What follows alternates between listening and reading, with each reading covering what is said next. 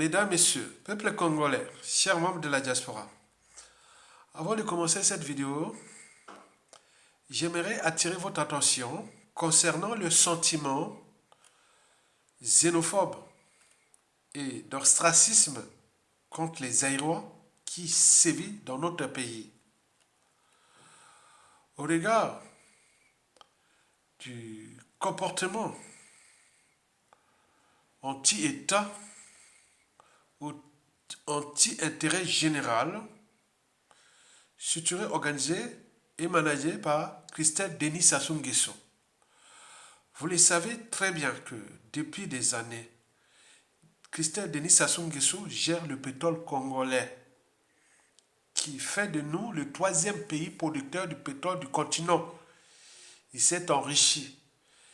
Et dans toutes les structures de la compagnie nationale de pétrole du pays, il n'y a que des Zaïrois comme lui. Et n'oublions pas au niveau de son ministère, sa vie privée. Donc, le grand remplacement est en cours, avant même qu'il devienne le successeur de son papa.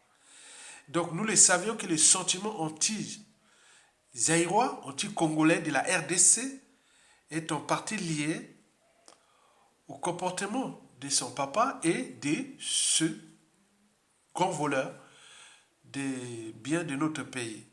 Donc, il ne faut pas tout mélanger. Donc, je vous invite individuellement, collectivement, à placer la raison au-dessus des émotions et de ces sentiments de xénophobie ou d'ostracisme. Parce que chaque fois que je parle des Aïrois, du Congo, RDC, bon, vous on dit, bon, ben, ça ne nous concerne plus. Non, ça vous concerne. Parce que pour être en paix, il faut toujours avoir à l'esprit comment trouver des stratégies de paix avec ses voisins. C'est ça. C'est dans ce cas-là que je vais décrypter cette vidéo.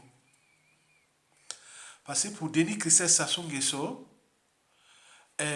son cas et toute sa racaille là sera traité dans un cadre. Le cadre là, quand Sassou Nguesso ne sera plus là. Vous le savez très bien, quand Sassou Nguesso ne sera plus au pouvoir. Je vous ai dit que dans le clan, ils sont déjà en train de se bouffer entre eux. Il y a eu des règlements politiques et militaires dans le nord, les contentieux historiques dans le sud. Tout le monde sait que c'est un grand voleur. Et donc, même les soutiens extérieurs, que ce soit Force Afrique ou autres occidentaux, ils savent bien que Christelle Sassou Nguesso au Congo, c'est le bazar. Ils savaient que c'est terminé très mal. Ça, on le sait. Donc, il faut attendre qu'il y ait un cadre. Le cadre-là, nous devons le constituer nous-mêmes. Donc, seule la lutte libère pour qu'il n'y ait pas de dynastie ni du clan au pouvoir après Sassou Nguesso. Parce qu'ils ont tellement piétiné tout le monde de ce pays et pillé ce pays, et donc on ne va pas les laisser comme ça. Non, ce n'est pas possible. Donc, distinguer la personnalité et le cas de Denis Christelle Sassou Nguesso et de ce que je fais de la géopolitique sous-régionale, c'est-à-dire d'Afrique centrale. Donc, vous devez en tenir compte de ça. Donc, vous devez m'accompagner dans cette réflexion qui est très importante. C'est là que j'arrive à l'enjeu de cette vidéo. L'enjeu de cette vidéo est géopolitique. Et pourquoi? Parce que sans cette géopolitique-là, historiquement, est-ce qu'on aurait pu choper Sassou Nguesso en 1997? Il a tenté un coup d'État le 5 juin au 15 octobre 1997. Pendant 5 mois, il n'a pas pu. Mais s'il n'y avait pas cette géopolitique-là, sous ordre de la France-Afrique, Sassou n'aurait pas réussi son coup d'État. Et parmi les pays que nous avions ce contentieux historique, et qui, si et seulement si, l'Angola ne prend pas en compte nos signaux d'alerte, historiquement, il y a eu des pays qui sont devenus des grandes puissances ou un pays stable. Après, il arrive des soucis. Il y a d'autres pays qui ne viennent même pas l'aider. Ils viennent même plus ici, veulent qu'il soit vraiment dans la merde et autres. Donc c'est ça, ce sont ces contentieux historiques. Entre les États, il y a des contentieux historiques. Et donc nous avions ces contentieux historiques-là à l'échelle de notre pays. Et parmi ces contentieux historiques, j'en ai 4 pays à vous citer ici. Parmi ces pays figure 1. L'Angola. Sans l'appui militaire de l'Angola, Sassou Nguesso n'aurait pas gagné son coup d'État. L'Angola sous ordre de la France-Afrique. Vous imaginez l'Angola que nous avions aidé à l'indépendance sous Marine Ngouabi entre 1977 et 1975. Et l'Angola, en retour, nous remet ça en monnaie de singe. À plus de 400 000 morts et autres. L'Angola a un contentieux historique avec le Congo. Tant que ce contentieux ne sera pas résolu, dans le futur, comme j'ai dit, le futur, c'est toujours le passé, le présent qu'on ignore. Tôt ou tard, d'une façon ou d'une autre, l'Angola sera dans la merde ou quelque chose qui arrivera dans l'espace des temps des nations, tout au long du 21e siècle ou le 22e siècle. Ce contentieux viendra toujours. Donc, s'il ne pense pas au futur de son pays, au moment qu'il a en force, c'est raté. Nous avons cherché à demander à Angola de nous virer Denis Sassou Nguesso, il n'a pas pu. Et il doit passer, il y a trop d'enjeux au-dessus de l'Angola, dans les intérêts occidentaux et surtout de la France-Afrique, les pétroliers et autres. Donc, mais, entre vous, vous savez, c'est dans le panier des contentieux historiques. Le deuxième que nous avions des contentieux historiques, c'est les Gabons. Les Gabons de Omar Bongo, avec sa femme, la défunte fille de Sassou Nguesso, Lucie Edith Sassou Nguesso, devenue Lucie Edith Bongo, paix à son âme. Au niveau financier, c'est le Gabon qui avait porté l'appui financier de ce coup d'État, qui a coûté la vie à plus de 400-500 000 Congolais. Troisièmement, les contentieux historiques, c'est le Rwanda et la RDC. Pourquoi? Parce que dans la période post-génocide du Rwanda, les Hutus avaient fui le Rwanda, ils sont réfugiés en RDC et chez nous. Dans cette période trouble-là, quand il y a des coups d'État, bon, ils arrivent là au Congo, Sassou Nguesso au coup d'État, ils vont aller les prendre, voilà, ils vont les mettre dans le coup d'État. Vous voyez déjà ça? Est-ce que c'est la responsabilité du Rwanda, des Hutus rwandais ou des Tutsis ou autres? Non. À ce moment-là, c'était le bazar. Donc le Rwanda, quelque part, bon, on dit contentieux, bien sûr, mais c'est entre guillemets, mais la RDC pareil, parce qu'en 1997, pendant le coup d'État, il y avait déjà bazar en RDC, la mort de Mobutu, et la chute de Mobutu, et plein de choses comme ça, bazar comme ça. Et donc, il faut en tenir compte de ça. Le quatrième et dernier contentieux, c'est les Tchad. Les Tchad avaient apporté les mercenaires, France-Afrique. Donc, les mercenaires, c'est fait le Tchad, l'Angola, le Rwanda et la RDC. Le Gabon n'avait qu'à apporter les moyens financiers. Donc ça, c'est les contentieux qui resteront là. L'histoire doit l'écrire. La presse, il faut écrire cette histoire-là pour les historiens. Pour l'écrire du point de vue, voilà, pour que ça soit étudié au collège, au lycée, dans les universités, voilà. Donc, ce sera comme ça. On est d'accord. Donc, vous ne pouvez pas penser aux enjeux politiques, politiques de votre pays sans penser à la géopolitique, la géographie de la politique. Imaginez-moi, en 2016, si Mokoko a été au pouvoir ou d'autres, on était arrivé au pouvoir. Bon, nous, on sera là pour les besoins stratégiques, pour donner ces choses-là que vous êtes là en paix au pays, tout ça. Mais il y a des gens qui travaillent ça, qui sont dans les données, des outils d'aide à la décision, les données des services secrets, les partenaires et tout comme ça. Ça croise, ça réfléchit un pays pour gérer, protéger un pays. Ça réfléchit. Mais les Sassou, c'est pour protéger les régimes, ils ne protègent pas un pays. Donc, vous imaginez. Et donc, ceci dit, donc, ne mélangez pas tout. Donc, quand je parle de la RDC, venez écouter les vidéos là. Parce que quand je mets la RDC, bon, ben, il y a des gens qui zappent, ils sont. Non, c'est pas possible. C'est l'ignorance et la pire des souffrances. Le savoir et la connaissance vous libèrent. Donc, je voulais vous informer de l'objet de ce qui se passe en RDC. C'est ça. Les minéraux, les terres rares. Vous savez que la RDC fait partie des 60% des réserves mondiales en minerais et terres rares. Un pays de 2 345 000 km², dont 100 millions d'habitants. le premier réseau hydrographique du continent, le premier réseau forestier du continent. N'oublions pas les minéraux et tout compagnie. C'est la vache à lait, la caverne d'Ali Baba, des matières premières nécessaires ou indispensables aux technologies civiles, militaires et aérospatiales. Il y a là-bas, quand on voit l'exploitation des matières premières là-bas, il y a un bloc qui va vers l'Asie, l'autre vers l'Europe et l'autre vers l'Amérique du Nord, c'est-à-dire les Américains. Donc il y a trois où ils sortent les ressources là.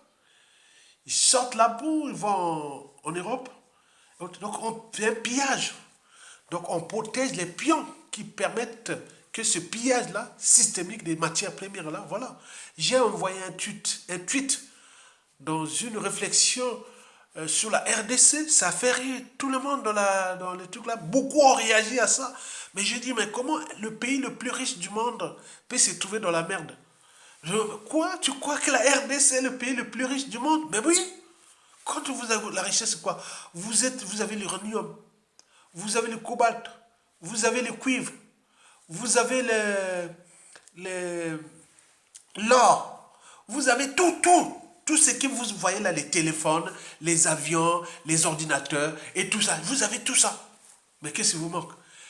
Les main-d'œuvre, les technologies sont disponibles partout. Il manque quoi? La volonté politique, des hommes et des stratégies pour récupérer ces moyens, ces richesses-là et gérer vous-même.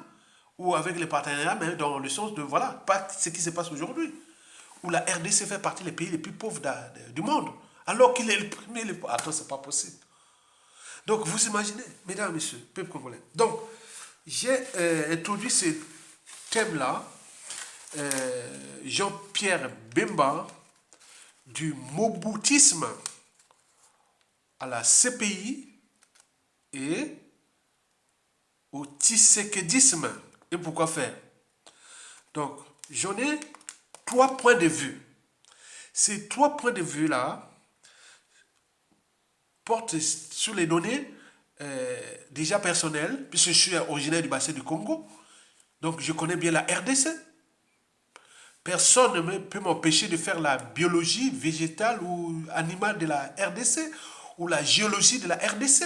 Je la connais très bien. Du bassin du Congo et l'Afrique, je connais très bien. Je suis né dans la jungle. Mes origines sont au Congo-Brazzaville, à l'Équateur. Je suis un homme de l'Équateur, Namoi. Donc moi, c'est l'Équateur, à Makwa. Quand vous tapez au Congo-Brazzaville, vous voyez Makwa, là où passe l'Équateur. On part de chez moi, là, à Makwa. Vous arrivez à Mbandaka. Donc moi, je suis la région de l'Équateur au Congo, qu'on peut dire la cuvette haute, on peut dire ça. Donc ce bassin-là, les tourbières, que ça soit tout, quand on parle de ça, moi je connais ça comme une goutte d'eau. Donc vous ne pouvez pas parler du bassin du Congo sans comprendre, non, qui avait fait les sciences de la vie et de la terre, biologie, géologie, les sciences de l'environnement et du monde durable, les cycles de vie, énergie, matière. Mais on est l'étranger parce que l'intelligence est suspecte, c'est ça son question. Donc ce sont les ignorants, les idiots qu'on a mis là-bas. Donc les intelligents sont à l'étranger, ils vieillissent, ils meurent à l'étranger. C'est fait comme ça. Parce qu'on ne peut pas aller travailler dans ces régimes-là qui ne respectent même pas le cadre de la matière grise, ni les lois, règlements, constitutions, institutions, les fondamentaux, l'État et autres. Ce sont des pions du néocolonialisme. Donc, vous ne pouvez pas travailler avec quelqu'un. Voilà, pour rentrer dans un régime, il faut comprendre d'abord les officines de ce régime. Ceux qui donnent les ordres à ces régimes-là. Comme ces régimes-là n'est pas soutenu par le peuple, voilà, donc vous comprenez, donc vous rentrez dans la nasse, dans le piège. Je voulais ici vous parler de ces 3 points-là qui tiennent compte de mon expérience du bassin du Congo. Je suis un Bantou. Donc, là, peut-être ma descendance mélangée, mais moi, je n'ai jamais été mélangé dans ça. Donc, c'est depuis la nuit des temps, je suis du bassin du Congo depuis la nuit des temps. Vous avez tout compris. Donc, j'ai 3 points de réflexion à vous donner. Le premier point est géostratégique. Bon, vous savez, Jean-Pierre Bemba, dès le coup d'État de Laurent Désiré Kabila, jusqu'à l'avènement à son assassinat et l'avènement de Joseph Kabila, avec tout ce qui s'est passé, Jean-Pierre Bemba dans les années 97 à 2000, 2005 et tout ça, C'était l'homme fort qui faisait peur au régime de Joseph Kabila. Et donc, il s'est mêlé avec les problèmes de crime et autres. Bon, vous savez que la CPI ne condamne pas les alliés. Non. Ou les pions et autres. Si on vous condamne, c'est que vous n'arrangez pas les intérêts de l'Occident. Il faut se le dire comme ça. Denis Sassou Nguesso serait déjà en prison au regard des crimes commis dans ces pays. Et là, il est là en liberté, il vient partout, il fait ce qu'il veut. Mais regardez ce qui s'était passé à Jean-Pierre Bemba. C'était l'homme fort de ces années 2000. Ce fut l'homme fort des années 2000 là. Mais après, on l'avait amené à la CPI. Il fut libéré le 15 juin 2018. Il avait passé 10 ans. Mais on ne sait pas ce qui s'est passé là-bas.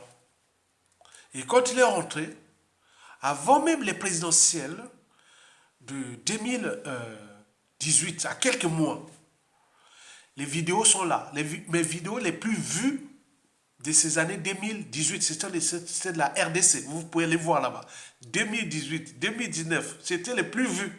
20, 30 000, 40 000, 50 000. Vous pouvez aller voir là-bas. Tout est décrit jour au jour. J'avais fait ça. Vous le savez. Donc, je n'ai pu encore revenir sur ça. Donc, tout était décrit au jour au jour. Tout ce qui s'est passé de 2018 jusqu'à l'arrivée au pouvoir de Félix Tshisekedi. Donc, là, Jean-Pierre Bemba sort de la CPI et depuis là, on ne l'a plus entendu.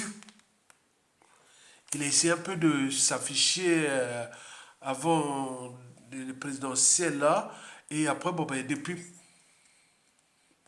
Mais il a un pion qui est dans le gouvernement de Félix Tshisekedi. La femme là qu'on appelle Eve Bazabaïda. Bazaba. Voilà, c'est ça. C'est un nom comme ça. Voilà. Celle-là. Et donc, nous on a dit, bon ben, depuis, c'est tu. Il est dans le nord là-bas, parce qu'il est du nord, hein, il est de la région de Quater, ou je sais pas quoi, autour bon, c'est du moboutisme. Parce que c'était les piliers Mobutu. C'était Mobutu. Donc sa ville n'est pas aussi loin de Guadeloupe. Donc c'est des réseaux, c'est des réseaux Mobutu. Hein. Mobutu, quand on parle de Jean-Pierre Bemba, c'est Mobutu. Maintenant, aujourd'hui, nommé ministre de la Défense. Et pourquoi faire? C'est ça qu'on se demande. Bon, il sort de la CPI, cette région géostratégique. Est-ce que la CPI est déjà contrôlée par les Américains et par l'Occident et autres? Mais est-ce qu'il y avait des contreparties et autres? Parce que depuis 2018 jusqu'à nos jours, c'est tu. Et là, il sort là pour être ministre de la Défense au moment où le pays est en train d'être balkanisé. La balkanisation. Quand vous voyez tout l'Est de la RDC, le couloir des matières premières qui part depuis la frontière avec le Soudan du Sud ou le Gonda là-bas, en passant les provinces de l'Ituri, du Kivu du Nord, du Sud, de Maniema, du Tanganyika jusqu'au Katanga. Tout ça, c'est chaud, hein, c'est chaud les matières premières là-bas. Ah, non, et en plus des paysages, je vous dis, ça a coupé les souffles. Les paysages là-bas sont beaux dans les zones d'Afrique. La région des Grands Lacs, les scandales géologiques. Et donc tout ça, bon donc, il est parti là-bas, bon, on l'a vu, bon, mais il n'a même pas, depuis là, il m'a pas. Maintenant là, il sort là, maintenant, ministre de la Défense. Et pourquoi faire deux, à deux pas des présidentielles 2023, décembre 2023, où le président actuel Félix Tshisekedi, qui est mon petit frère de 13 jours, parce que lui il est né le 13 juin 1963 à Kinshasa, en face. Moi, le 1er juin 1963 à Brazzaville, en face. Donc, j'ai sorti de l'hôpital, lui, il rentrait de l'hôpital. Félix Tshisekedi. Mais là, on le qualifie des Judas. De toute l'opinion nationale, tout ça là, vraiment les traites et tout, il est traité de tout. Mais comment quelle mousse l'a piqué pour mettre... Voilà, donc, est-ce que ça fait partie des accords de la libération de Jean-Pierre Bemba, la CPI ou autre? Parce qu'on ne rentre pas dans la CPI comme ça. Hein. Si on rentre, c'est que vous avez été contre les intérêts occidentaux. Hein. C'est pas pour les droits, hein, non, certainement, sinon beaucoup d'éducateurs seront déjà là-bas. Mais donc, il y a quelque chose là, cafouillage là. Donc il faut suivre ce poste de ministre de la Défense et lier ce poste-là avec les processus qui vont jusqu'aux élections. Et c'est pour calmer les Congolais que, bon, ben voilà, la balkanisation est là, on tue, on fait, voilà, tout ce qui se passe. Bon, on ne sait pas. Cette raison géostratégique est très importante parce que euh, la, les rapports de force là qui se passent en ce moment, qui se déroulent aujourd'hui entre l'Eurasie et les Occidentaux, et notamment les Américains. Parce que je vous dis que ce pays est un scandale géologique. Donc, perdre ces matières premières-là, et non, si ce pays-là, vous avez vu le 4 mars 2023, où Macron était à Kinshasa, où les jeunes, où les partisans de l'Occident, de l'Eurasie ou de la Russie, défilaient avec des voitures avec les drapeaux russes. Et ça fait peur à l'Occident et notamment aux Américains. Et donc, vous voyez, est-ce qu'il y a eu des accords là-bas? Pourquoi il prend le poste de ministre de la Défense? Pourquoi faire? On ne sait pas.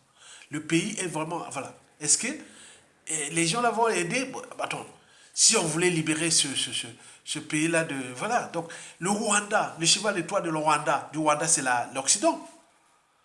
Mais attends, je ne sais pas. Maintenant, Félix Tshisekedi, maintenant, compte sur l'Occident. Est-ce que... Je ne sais pas. Comprenez ça? Il y a des enjeux géostratégiques là, c'est très très compliqué là. Et donc vous devez en tenir compte de cette situation. Et moi je pense que c'est pour passer les élections, pour calmer. Et voilà, je sais pas, c'est comme ça. Moi je pense que c'est comme ça. Parce que bon, Kamere, il est ministre des Finances. Bon, est-ce que du côté des Maniema là-bas, est-ce qu'il y a beaucoup de population? Je sais pas. Bon, au nord là-bas, l'Équateur, il n'y a pas beaucoup de population.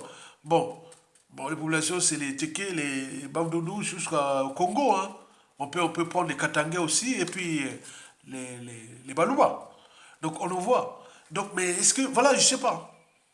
Donc il y a quelque chose là, géopolitique. Mais au niveau deuxième point, c'est le point politique lié aux présidentielles qui sont là. Les fichiers, on ne sait pas. Vous savez qu'en 2018, les élections de 2018, je vous l'ai dit, c'est dans l'Est là, on n'avait pas compté les voix de l'Est là. Tu vois, toutes les provinces là où il y a les guerres là, il se passe la guerre là, ils n'ont même pas participé aux élections.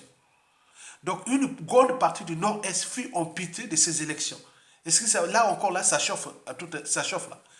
Est-ce que bon, ben, les présidentielles de 2023, est-ce qu'ils vont-ils avoir lieu? Vont-elles avoir lieu? Puisqu'elle va se passer décembre, c'est décembre, toujours décembre 2023.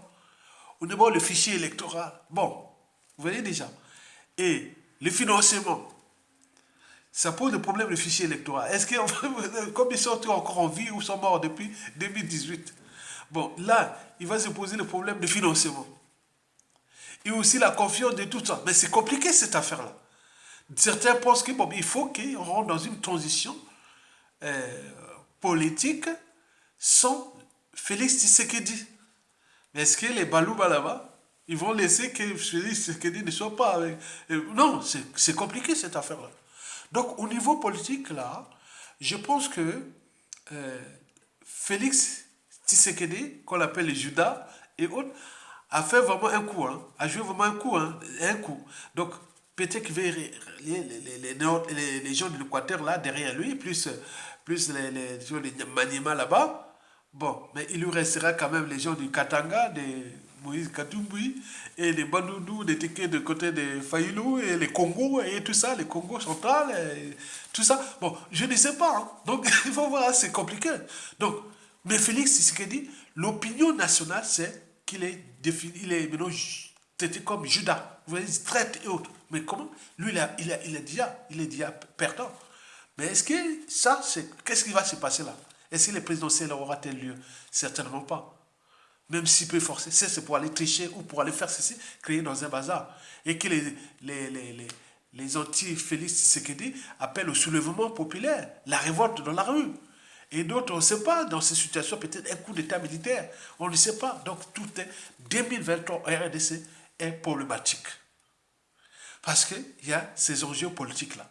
Donc, le gouvernement qui vient d'être remanié n'apportera aucun changement. Sinon, que, comme l'opinion zaïroise et congolaise parle des gouvernements, des gangsters, des voleurs, vous imaginez. Bon, point voir. Le troisième et dernier point, il est géostratégique. Géostratégique parce qu'il y a le Rwanda là. Non, géopolitique, le Rwanda. Le Rwanda reste encore le cheval de Troie de l'Occident. Même s'il nomme le ministre de la Défense, qu'est-ce qu'il va faire? Au moment où le donneur d'ordre du Rwanda, c'est celui qui soutient aujourd'hui Félix Tshisekedi. Qu'est-ce que ça va faire? Même si les Angolais veulent les déplacer pour aller aider la RDC. Non, c'est seulement embrouillé. Donc rien ne va changer. Le fait de passer la tempête de 2023, les présidentielles et autres, déjà les voix s'élèvent. Se dire, bon ben écoutez, nous, il faut qu'il y ait une transition sans Félix Tshisekedi, à défaut d'un soulèvement populaire ou un coup d'état militaire. Voilà des choses comme se dessinent. Mais ça fait peur à l'Occident américain parce que c'est ça. La Russie a ses matières premières. Mais quand on appelle la Russie en RDC, quand on voit au niveau géopolitique, tous les pays périphériques sont encore sous tutelle occidentale, sauf les Centrafrique. On est bien d'accord? Mais au sein de la RDC, il y a déjà des courants rusophones très puissants. Et donc, vous imaginez tout ce qui se dessine. Donc, Félix Tshisekedi, devant les intérêts occidentaux ou face aux intérêts occidentaux, Félix Tshisekedi devient la peste et le choléra. Donc, voilà, on ne sait pas. Donc, vous voyez ça. Donc, c'est compliqué, hein. Donc, il faut se dire qu'au niveau géostratégique, je pense que le grand frère américain joue beaucoup là dans ces présidentielles-là et de ces remaniements-là. Il y a eu une intervention vraiment au niveau géostratégique occidental. Ça, c'est sûr et certain. Au regard des pactes ou des choses qui s'étaient passées à la libération de Jean-Pierre Bemba. Je pense qu'il y a beaucoup de choses à passer depuis cette nuit. Il y a plus, voilà. En plus, on vient de le nommer. Donc, ça veut dire qu'il y a beaucoup de choses qui ont été conclues depuis 2018. Donc, vous imaginez. Bon, au niveau politique, c'est-à-dire les présidentielles là, sont problématiques. Sont problématiques. Et tout peut s'échambouler. Parce que les populations, on en a marre de Félix Tshisekedi et de cette balkanisation du pays et de ces présidentielles à la con et tout compagnie. Donc ils veulent récupérer leur pays. Mais là, ça n'arrange pas les intérêts occidentaux au regard des problématiques des matières premières. On est bien d'accord? Très bien. Enfin, dernier point que je vous ai dit, c'est le contexte géopolitique qui est là. Tout autour, ça reste encore occidental, sauf le Centrafrique. Mais au niveau de la population et des cadres, beaucoup regardent maintenant la Russie, quelque part. Puisque le 4 mars 2023, Macron a vu les drapeaux de la Russie partout sur les grandes avenues de Kinshasa. Ça fait déjà qu'il y a des réseaux qui travaillent pour ça. Que vous ne pouvez libérer votre pays sans virer les Occidentaux. Donc c'est ça, c'est grave. Déjà quand on voit ça. Donc il y a les mains noires qui travaillent là. Donc dans cette géopolitique-là, si ça chamboule en RDC, il est certain que ça se dégage chez nous aussi. Donc il faut suivre cette année 2023 au regard de ces élections en RDC et de tous ces chamboulements-là. Parce que ça bouleverse là-bas. Nous pouvons, dans les situations opportunistes, faire des sensations qui sont vite fait. Donc il faut comprendre ça, il faut être aux aguets. Ne soyez pas comme des moutons. Nous voulons les militaires, nous voulons les patriotes qui sont là, qui ne se laissent pas faire. Parce que le contexte mondial actuel est problématique. Si vous laissez la résistance ou votre pays a des mauvais, des opportunistes, des traites, des pourris comme les Sassou et tous les réseaux en honte, vous allez perdre votre pays. Donc nous voulons des patriotes qui savent bien que le contexte est problématique dans la sous-région. Si ça chamboule comme ça, bon ben, il faut en profiter. Il faut en profiter. Sassou, on a profité en 1997, pendant ce bouleversement-là, il est venu piétiner notre pays, nous, peuple congolais, et les fracaser notre pays. Mais nous, on peut profiter du contexte-là. Parce que nous ne serons pas libérés par la France-Afrique, ni par les Occidentaux. Et encore moins la Russie ou la Chine ou tout. C'est nous-mêmes. Donc, c'est une situation de stratégie. Et quand on prend notre pays, et vous verrez que les Américains, les Anglais, les Français, les Chinois, les Russes, tout le monde vient vers vous parce qu'on sait que le Congo-Brazzaville est un pays stratégique. Mais si vous laissez comme ça, et ils vont consommer, ils vont détruire ce pays comme ils l'ont détruit. Donc pensez déjà à ça. Donc observez bien la géopolitique, la géographie de la politique. Donc il faut, nous aurons tout autour de notre pays, il y a des tribus. Quand on part depuis la Likwala là-bas, il y a les Mondjobo, les Bonjo, en passant par les Ngala, les Teke, les Congo et tout. Donc les Yombe, les... Voilà. Donc vous voyez déjà ça. Donc il faut entraîner tous les réseaux qui sont disponibles pour mettre fin à les réseaux géopolitiques, que ce soit du côté Gabon, que ce soit du côté de la RDC, ces alliances-là, voilà, ça se passe là. Nos tribus ne sont pas là pas par hasard. Si je suis un djem ou un fan du Gabon qui prend le pouvoir là-bas, pourquoi pas aider les francs qui sont au RDC, au Congo, et vice-versa. Si je suis un Congo qui prend le pouvoir en RDC, mais pourquoi pas aider les Congos d'autres régions du Congo, ou les Teke, vice-versa et autres. Donc il faut en tenir compte. La géographie géopolitique touche aussi des problèmes culturels. C'est nous, voilà. Donc il faut comprendre ça. Donc partagez, il ne faut pas regarder, ah oui, c'est les Aïwa, oh, c'est eux, ils vont encore me parler, les Aïwa nous emmerdent ici, ils ont déjà volé notre pétrole, ils veulent nous placer. Non, Christelle Sassou Nguesso n'y passera pas. Je vous dis qu'à la chute de Sassou, la RDC là, il y aura beaucoup de services là-bas. Beaucoup d'argent sera investi là pour récupérer tous les magots et tous les gens là. Les Christelle Sassou Nguesso, tous les gens qui ont volé notre pays, ils n'y seront pas en paix en RDC. Je vous dis sincèrement. Entre les relations diplomatiques, voilà, blocage. Vous imaginez que Baya est arrivé comme ça, entre Brazzaville et Kinshasa, il n'y a pas pendant une semaine ou un mois, il n'y aura pas c'est la frontière bloquée autre pour. Il y a beaucoup de choses à cause de Kinshasa, et toute cette racaille-là. Vous verrez qu'ils vont entraîner la RDC dans la merde par rapport à la relation qu'ils vont avoir avec nous. Puisque nous, le Congo, dès qu'il s'est libéré de Sassou, en espace de 10 ans, il devient puissant. Ça, c'est sûr et certain. Donc il sait Sassou Nguesso joue avec le feu. On l'a dit, tika makambo wana, tika mon boulot. Hein, keba, hein, na tiki bino.